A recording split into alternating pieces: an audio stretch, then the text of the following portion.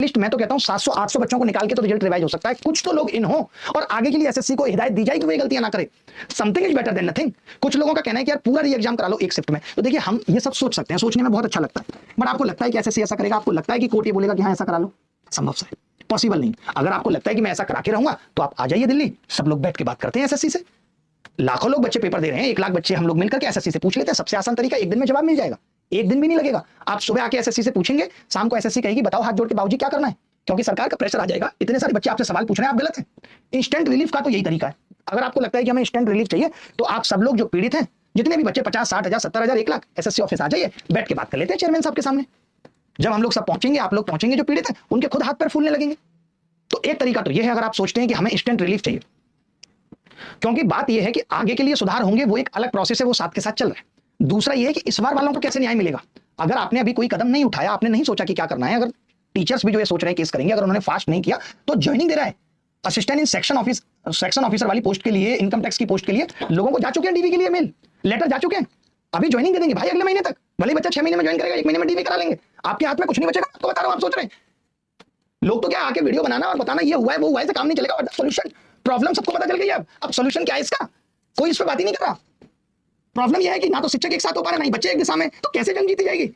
बस आकर के एक दूसरे पे टॉन्ट कस देना कि दूसरों ने ऐसा नहीं किया, हम वैसा करेंगे तो शायद जीत जाएंगे।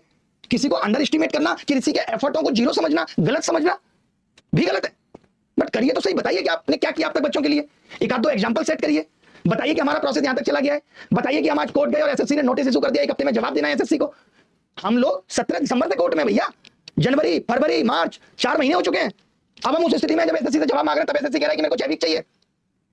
देखिए अगर एक साथ सारे बदलाव चाहते हो कि आज के आज सब कुछ खत्म हो जाए, तो आकर एसएससी के ऑफिस में बैठे एसी कमरों में अधिकारियों से पूछना पड़ेगा कि ये अन्याय हम कब तक सहेंगे। आपके पास 2 ऑप्शन है, अगर आपको इंस्टेंट रिलीफ चाहिए, आपको टेम्परेरी रिलीफ चाहिए, आप चाहते हैं आगे के लिए, आप क्या चाहते हैं इस पे बात करने के लिए आपको बात करनी पड़ेगी, अपने टीचर से भी बात करनी पड़ेगी कि जवाब दो, बताओ भैया क्या हो रहा है। और इसमें बहुत वक्त नहीं है, ये वक्त सच में हीरो बनने का नहीं है कि मैं आके कह दूं ऐसा हो जाएगा, टेंशन मतलब सब कर देंगे, ऐसे कुछ नहीं होता भाई। मैंने पता है वो एक्चुअली क्या, मुझे रील बनाने की आदत नहीं है, वरना दुर्गा साहब एसएससी रिजल्ट रिवाइज में हमने जितनी मेहनत की थी बैठ के 5,500 रील बन जाती भैया, 5,500। तब लोगों को पता चलता अच्छा इसके पीछे इतनी मेहनत लगती है।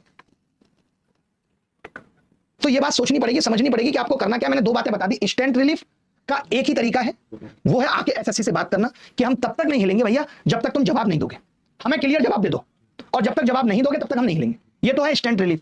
दूसरा मैंने बताया जो मेरे पास ग्राउंड है वो यही है कि नॉर्मलाइजेशन गलत हुआ है, लेकिन उन्होंने फॉर्मूला पहले ही दे रखा है। और दूसरी चीज ये है कि आपको कोर्ट का रास्ता है, और कोर्ट के रास्ते में भी 2 चीजें हैं कि या तो जो केस चल रहा है, क्योंकि लास्ट में भी ये होगा, आप सब लोग अलग अलग केस करते रहेंगे, जज साहब को भी गुस्सा आएगी, वो एक केस सारे केस एक साथ कोलैप कर देंगे, तो वो हम लोगों की मेहनत खराब करने जैसा ही है।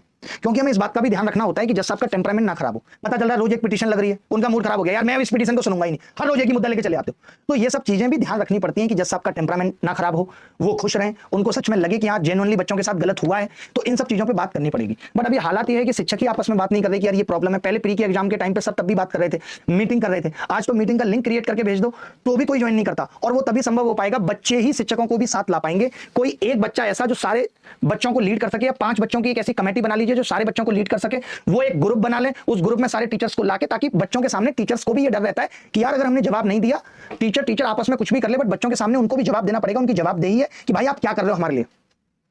तो ऐसे बच्चों को ही आगे आना पड़ेगा जो इस पूरी चीज को लीड कर ले। बाकी जैसी 2-3 दिन पहले कहानियां निकल के आई कि 70 बढ़ गए, 80 बढ़ गए, हम कोर्ट भाग रहे हैं, हम ऐसा कर रहे हैं, वैसा तो अभी कुछ भी एसएससी ने ऐसी कोई कच्ची गोली नहीं खेली। आपको लग रहा था कि एसएससी ने बहुत कच्ची गोली खेली होगी, फंस गई एसएससी, मैंने क्या बताया, बहुत तगड़े लेवल पे खेलती है, बहुत पुराना अनुभव है उसको खेलने का, इतना आसान नहीं है उसको हराना।